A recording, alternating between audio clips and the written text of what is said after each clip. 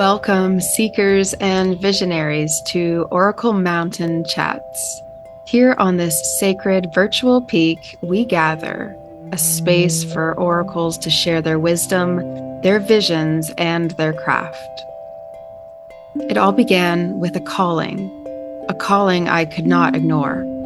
One day, within a vision, I held this conch shell in my hands, and as I blew its resonant note into the world, I felt its vibration ripple across unseen realms. It was a summons, a signal to fellow oracles scattered near and far. I saw that we were on a mountain, vast and towering, reaching into the heavens. At its base, the world buzzed with life, people moving, creating, searching. Yet at the summit, there was stillness, clarity, and a circle of light. There, oracles stood, their gaze focused both outward and inward. They spoke of the energies they felt, the shifts they saw, and the whispers of the unseen. They weren't above the world, they were its witnesses and its guides. From this vision, OracleFest was born, a celebration of connection, insight, and the timeless wisdom that flows through us all. The message was clear. It is time. Time to meet upon this sacred mountain, to share what we hear, feel, and see. Time to bring the wisdom of the divine to a world that is yearning for its guidance. Through OracleFest, we've created a movement of community, all yearning to empower their own inner oracle. And here in Oracle Mountain Chats, we bring that spirit into a more intimate space. This is where the oracles gather to reflect, exchange ideas, and to explore what wishes to come through in the moment. This mountain is more than stone and sky. It is a meeting place of the realms, a threshold between seen and unseen, known and unknown. Here we gather as oracles to share the visions Spirit whispers to us, to speak of the energy currents flowing through nature and humanity, and to help guide those who seek answers in a world that often feels lost. So grab a seat, breathe in the mountain air, and join us as we begin today's chat. Whether it's an energy reading, a conversation about our craft, our path, or simply sharing a perspective on the world below, this is where we wait for more oracles to join us on the mountain. What wisdom will the mountain bring us today? Let's find out together.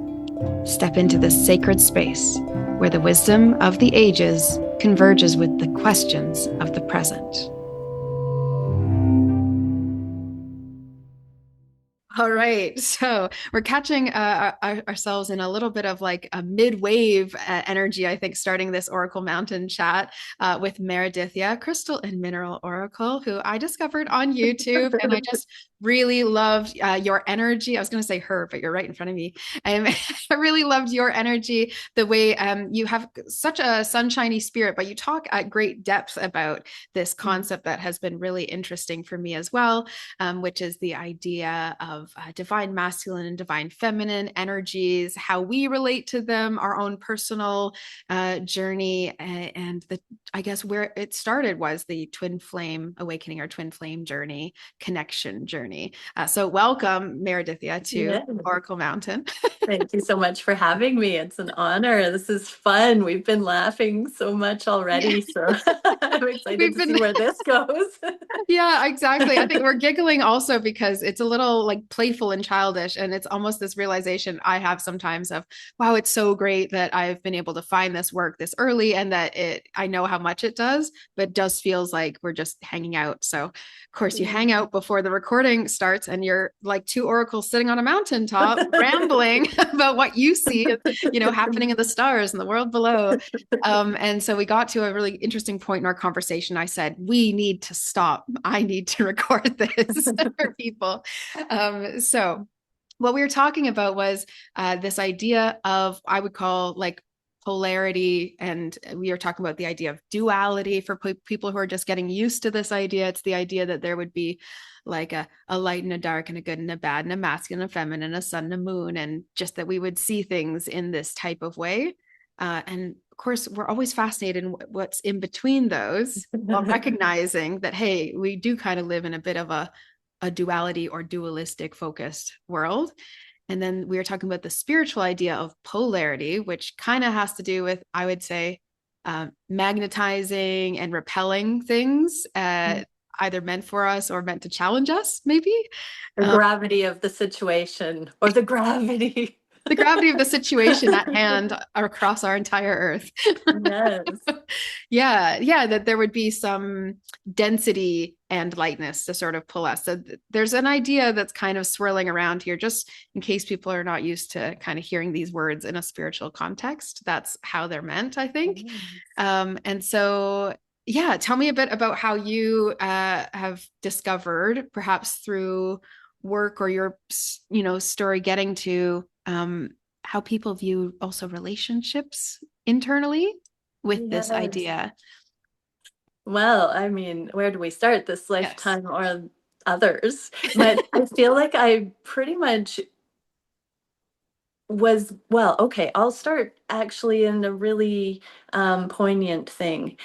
I was a twin in utero, and my twin actually passed before we were born, my twin brother. And so I actually remember being born, and the only thing that I can piece together is that I recognized the labor hormones that would have been associated with the miscarriage. And so I was actually born looking for my twin, which is such an incredible omen for the work that I'm stationed on. I didn't even piece that together until a couple of years after I started YouTube.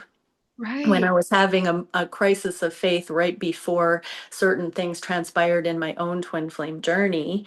And I went into meditation and was shown that. There are other synchronicities and signs associated with that. But when my parents divorced when I was 8, I remember 7, 8 years old, being out in my yard crying out to God, send me my twin back or I won't believe in love and I'll want a redo. And it felt like I saw a vision. It was my first real energetic vision. I saw a flower of life holographic above the earth, and it exploded into fireworks. And it felt like the divine said, it will be so. And it's incredibly interesting to me that fast forward all the way to here, I'm still dealing with these themes and specializing in these themes.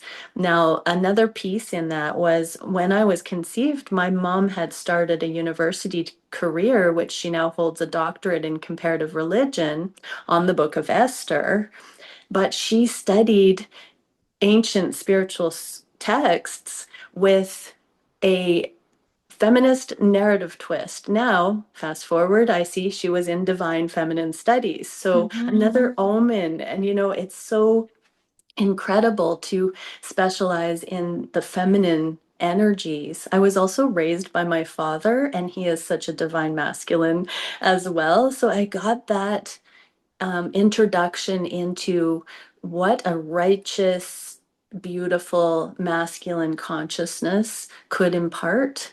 And this with my mom. So I feel like my whole life has sort of been born into these deep dive. I live and breathe it. It is my existence. And so, as we were talking about these sort of this dualistic nature of reality, I would not say that even though I have this profound connection lifelong with divine source, that I have, lived a boring life.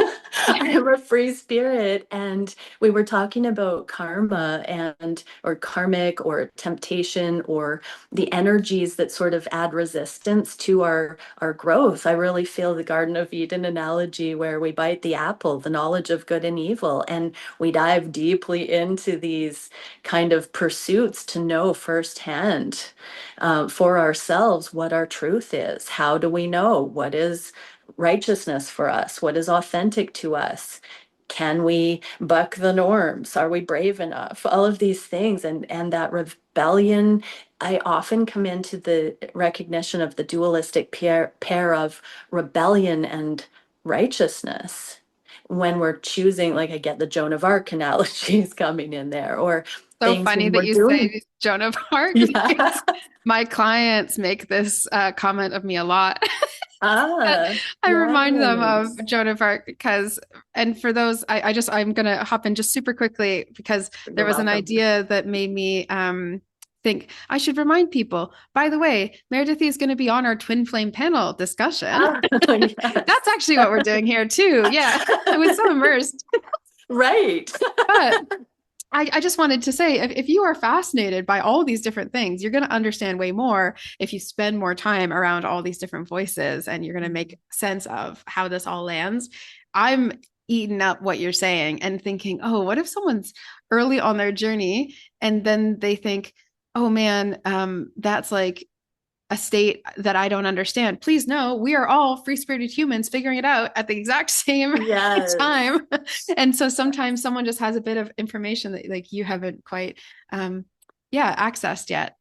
But there's these shared Absolutely. ideas which are so fascinating. And this was a shared idea that you had that also Darren Austin Hall has this reimagining of he maybe will read something from his works. But you also have this like art background and understanding also these forces in the world of like how we relate to this innate force of nature, which is that there's this always resistance, there's always change, and there's always resistance in nature. And so when we're going down our travels and we get a bump in the road of say a relationship that doesn't work, right? For example, if someone's interested in this spiritual romance kind of discussion, is that there are like these learning opportunities, and that force of resistance is also part of your change. It's a part of your growth. And so then it's like actually a really Absolutely. natural thing that it would show up as part of like how we relate to what's happening to us, right? So like, Absolutely. someone who also has this pattern, right? Like a pattern of Yes. something. Yeah. Tell me how you see patterns in A conscious relationships. pattern. Yeah. Yeah, I see it Yeah. as the stages of spiritual awakening. I think the more conscious we become, the more conscious we are of the patterns. So Mhm. we're manifesting and we always get exactly what we need, not what we want. And that's where we And get not a into moment sooner. these relationships, right? When the Yes. teacher or when the student is ready, the teacher appears, and the teacher can be this adversity or contrast or, and so as we are going about our way, we get exactly that resistance that's going to crystallize who we truly are in the best possible way. And as a free spirit, old soul, boy, do we get into it sometimes. Yes. But the more like we can learn in a slow motion, sort of unconscious way, and we begin to spot some patterns that, oh, hey, I've been in this argument before, or I've been frustrated about this thing before. And we start thinking, could I be the common denominator in this Right. equation? Hopefully at some And point we ask that question. right. Yeah. And then we start to connect, oh, it's not just with this person. I tend to feel this way in other conversations, or I've felt this way previous to this experience with this person.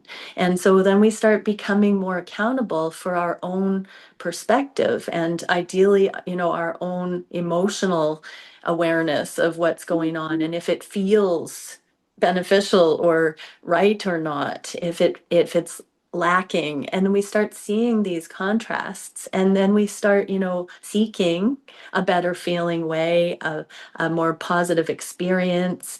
And so typically, the clients that I deal with are people who have done a heck of a lot of work. They're really starting to take accountability and waking up. I think to be on a twin flame journey, to be at that level of sentience where we're actually beginning to see that we can unconditionally love someone else. A lot of codependent relationships, it really the other person is an object. We're not aware of their true wants, needs, perspectives. We don't actually see them. It's all egocentric, and there are two people, running on programming, running on what they were taught.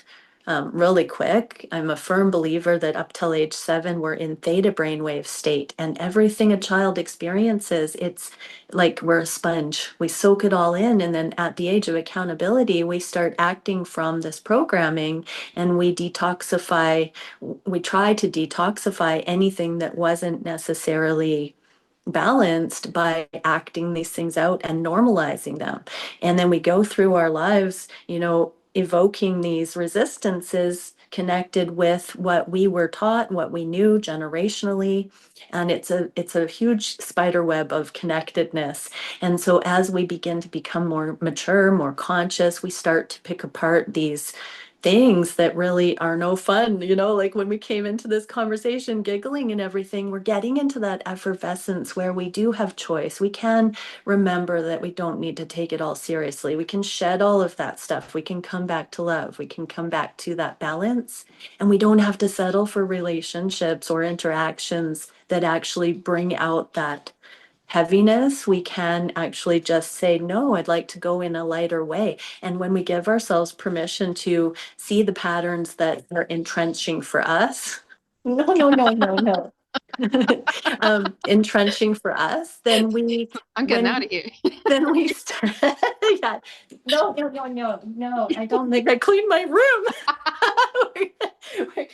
we're gonna leave. Speaking of not taking ourselves seriously, hey, Yeah, like I know. allow an animal to interrupt the moment. Yeah. I know. Oh, No, hello. no. Well, Suki's my channel mascot. She's been Dookie. through the journey.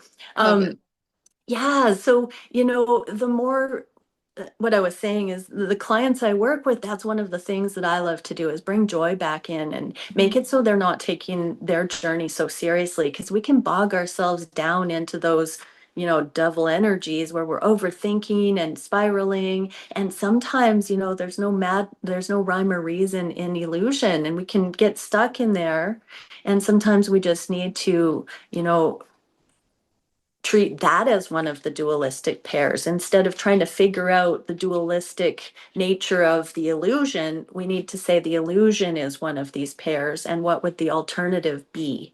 And so Yes. being able to be savvy enough with spotting patterns in order to see those spectrums, those dualities on broader themes that really add value or progress into our lives when we can get stuck in those spirals. So we can go down the rabbit hole, the tangents, the spiritual detours, divine detours, and they all add value. That's what we incarnate for, to have these Exactly. experiences and free will. And, unconditional love on this journey has to do with free will. And there's nothing that says free will better than knowing the contrasts Yeah. and being able to say, yep, I've tried that. It wasn't my favorite.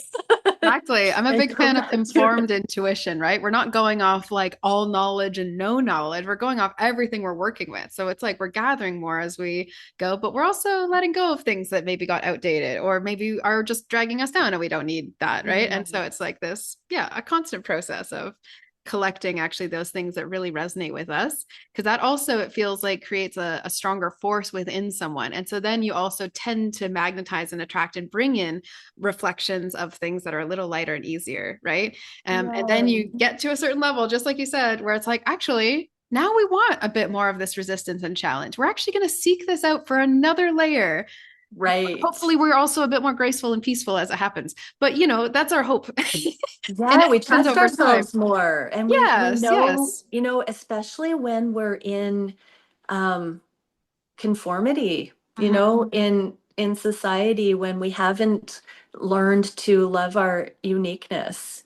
When we come into our truth, we honor our uniqueness, and that's where it gets delicious, because that's where we really can understand when something is um balanced or not. And when we're in balance, we can push the envelope and we can get into the really alive aspects that might be taboo or might be, not um, recognized in society, that are shunned because it's too much to go there or to consider or open that can of worms. We need innovative, progressive people who trust themselves so that we can actually dive into things and become more fully alive and self-empowered and you know, there is a difference between righteousness and rebellion. And so we do have to, you know, sometimes trial and error.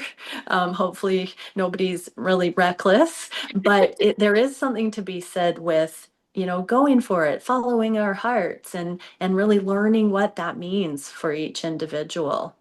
Mhm.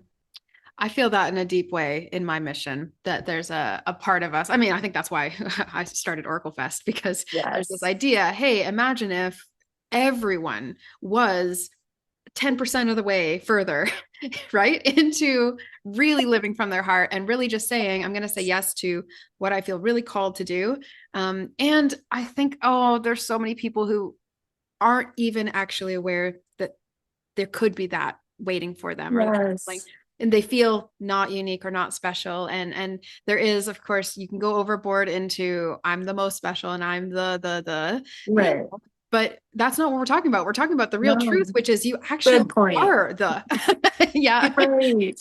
Yeah. So as we deepen this conversation in pattern spotting, part Yes. of the signs and synchronicities that come alive on the twin flame journey or any other path of mastery where we're starting to really see our interaction with our larger reality, you know, numbers, sequences, um, omens, all of these kinds of things, they really start to come alive when we start to validate that there's more behind the veil, when there's more than just the mundane. We do have a spiritual awakening. It's not a one of, it's not suddenly, oh, we've reached enlightenment, but it's a deep, deep journey of life. And that pattern recognition starts getting more and more velvety and textured and fractaled as we deepen into it. It becomes this multi-dimensional way of life. You know, we learn one aspect at a time and we integrate each of those as we become fluent in those languages.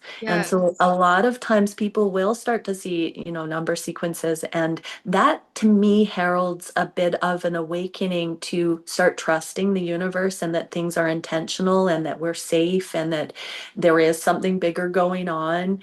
Um, I'm not a clinical psychologist or anything, psychiatrist, but you know, some of the challenges we have with imbalances, mental imbalances, can have to do with seeing the patterns and not knowing what to do with it, or feeling like we are somehow, you know, suppressed in some way and locked in, and also, you know, having difficulty with that. So I see as we all become better at spotting patterns and normalizing this metaphysical experience of reality, including spirit, including that um, higher guidance system, that we're all going to be talking in new energetic terms. I've seen language accelerate over the last since 2016 when I started getting really more into all of the oracle side of it, personal symbols and archetypes, and really digging into my own triggers were the first way that my own personal symbols started coming up for me. And I was able to become more objective about when I was triggered. I could use it as an empathic tool, for example, where instead of fearing that that triggered symbol was going to now happen and spiral off into a paranoid fear story, I now could see and hold space for that symbol is a emotional resonance that I've experienced at a particular frequency in the past, where now this person is bringing some energy into my sphere that resonates on that level. And because they are bringing that level of resonance, it may be different for them for how they've experienced that frequency, but it's interacting with me. And now that frequency is being stimulated in me. And instead of making it about me, I can see, oh, this person is that level of concerned or disintegrated right now. And I can be objective. I can remove myself from the trigger and say, oh my goodness, I wonder why this person is at that really difficult energetic place.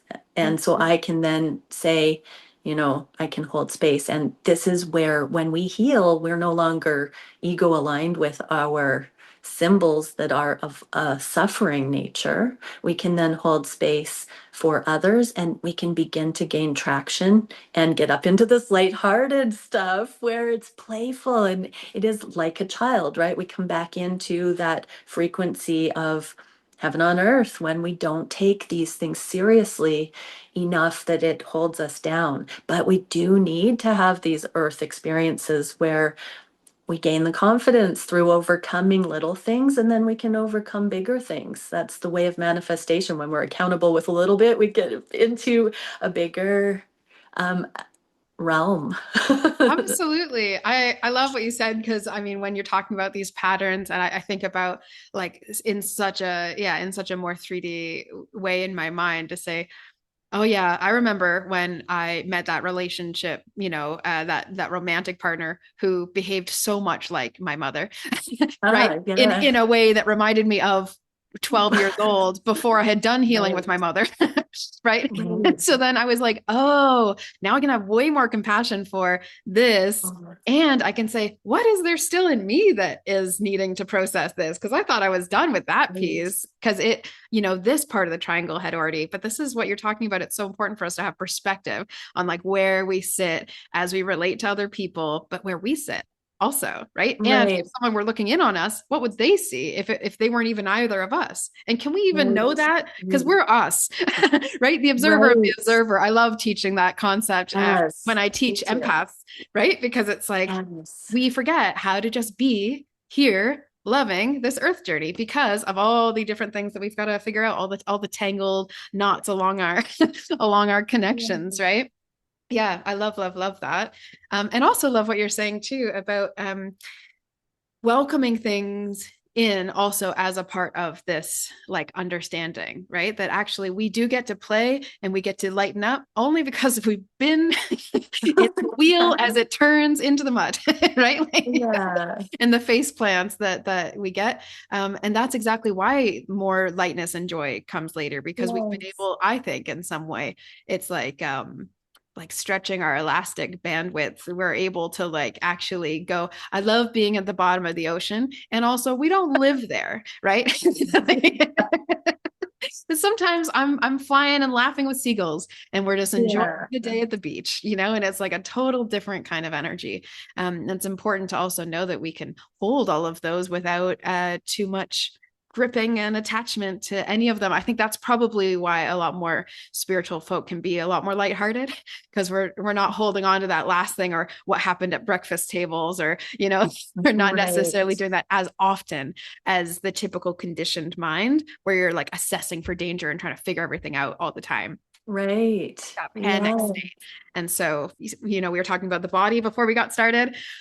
And part of what led us into the giggles most likely is talking about the twin flame romantic journey and how it's also awakened us in other ways, and so there is also that piece that actually it's not even a basic piece, it's a really complex spiritual piece, which is to be in the body. uh, which Right. is to spend more time actually connecting and then disconnecting, loosening up the kind of tether and expectations we might have with our bodies as well. Right. Yeah. I So mean, mind, body, and soul, we are a cosmic map where it's so interconnected. So, yeah, what you do on one level affects the other levels. But as we spot the patterns deeper and deeper, not everybody is on a twin flame journey. I like to think of it as the sacral chakra mastery because that is our sexual spiritual axis. It is our pleasure center. And so we do get really into, I like to call it energetic consent, because when you're very, very masterful with your discernment and understanding through the journey, all of these funky partners that we learn from along the way. And those then good we get, stories. yeah, but not everybody likes to, flog themselves or get themselves into these kinds of relationship conundrums, right? It Yeah. takes a special group of souls, the soul monad that's focused on healing this sacral chakra to want to go headlong into relationships so deeply. Other people are like, ooh, no. I Yeah, just, and it's that's, just it's I just want not to what your theme is. say, it's not that. Yeah, a twin flame journey isn't like the be all end all pinnacle of what a human can experience. It's a specific group of souls that is the specialization they were born into, focus on. And it's a gift to humanity. Like all the paths of mastery, they lend things. But yeah, the pattern recognition with interpersonal dynamics and relationships and discovering what energies are spiritual and which ones are sexual, and I think one of the greatest gifts through the twin flame journey is the removal of sexual tension and to actually have righteousness with interpersonal interactions and that true love monogamy. I believe that we can have pretty decent relationships with soulmates and things, but when you come through a twin flame journey, it becomes righteous. You become righteous. It becomes divine masculine, divine feminine. And that is no small undertaking. And there's a whole bunch of things that culminate in that level of awareness. And, those resistance relationships or dynamics within sacred partnership, uh, all of the developmental stages, it can also be looked at as play. We don't have to take it so seriously, and it doesn't have to overwhelm us. We don't have to give our power away to it. We just have to see it from that objective point of view, like you were saying. And, we can imagine if I saw this in a movie, what would I, as the viewer, Right. see here? We can take that kind of an approach. But yeah, the pattern recognition, we really do end up getting into the accountability in self. On the twin flame journey, we hear what we do for self, we do for counterpart. We do that for all others, though. Yep. But a twin flame journey tends to be that sacred mirror that we really start sorting out regarding romantic relationships, control issues, putting down the control and looking at alignment, looking at resonance rather than those things that our ego, our strong will makes happen or Yes. forces into being. And that, those temptations where it's the carrot on the stick and we're like, that's mine. And we try to make it happen, we are then accountable for those energies that come in that we dabble with that aren't necessarily in our ultimate highest and best interest, but they are teachers for us. Mhm. And so, yeah, we never know from one moment to the next, one sentence to the next, one exchange to the next, what's going to click and the aha moment that releases us. It's so amazing to get to a place of openness where you're not attached to a specific outcome with a specific person and you're awake on the chessboard in gratitude for the interactions that are being had. That's about pattern recognition as well and the deepening of that trust in self and knowing our emotions on this journey are so important because the sacral chakra is also our emotional center. Interestingly enough, it's also our channeling center where we can channel the divine. And that is because the voice of the divine, love, is ecstasy. It is the most ecstatic frequency we can channel. And if our sacral chakra is wounded, traumatized. It's like a wheel boot's been put on our sacral chakra, and we obey external authority. We don't go within, we don't connect with source. We put our trust in things that are not trustworthy, and we are bound to following external rule. When we heal, when we learn to trust our own emotional balance, what is actually righteous and good for us. That's when we start attuning to higher and higher frequencies and balancing that out. And this is where we can go in and really, on the twin flame journey, understand what is of benefit and what isn't. And therefore, energetic consent comes to the forefront because as we come into righteousness, alignment, balance, whatever we want to call it, we then can take or leave anything that's not able to meet us in that level. And how exciting, because of the nature of reality and these dualities, when we come into that, we magnetize a partner that is at that level for us. And, so all of those external partners and experiences we've had are a direct reflection of what we were at the time and how balanced or imbalanced or confused or not confused, all of that we were.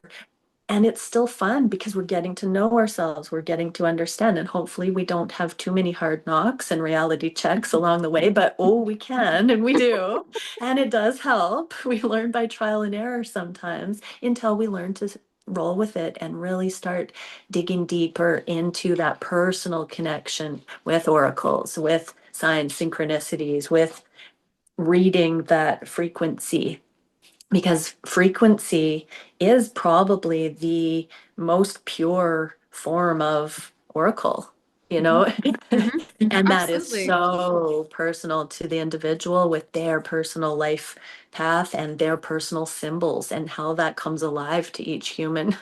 Well, and I mean, bringing it all back to the center, this is how we find our way up the mountain. We all have different paths and we all have different wheels and we all got different Exactly. problems with those wheels, you know? And I love also, I just had this moment that just clicked into me now, which is watching Suki just make herself comfortable in your room.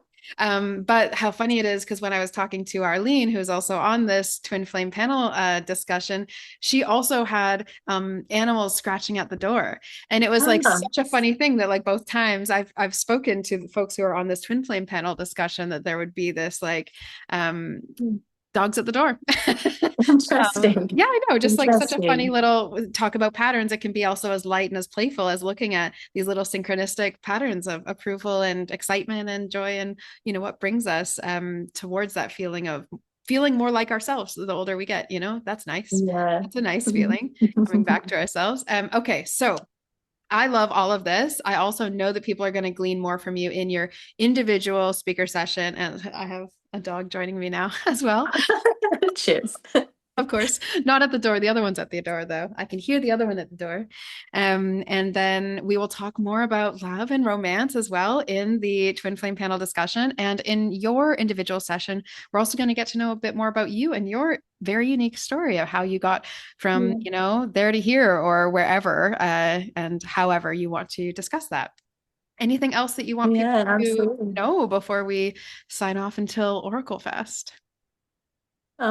Yeah, keep your eyes and ears open for magical things all around you at all times because That it's that way. You're generating your experiences at all times. And yeah, I'm excited to talk a little bit about my own personal journey because I don't typically share that on my YouTube channel. And I think there are some people that would like to know. And I'm just now starting to be given the higher guidance that I can start openly sharing some of my own personal awarenesses and experiences along the way. So that'll be fun. beautiful. Yay. Oh, I'm so excited. So we'll all get to know you better at Oracle Fest and we'll see you there. Thank you so much for All being right. Thank you so much.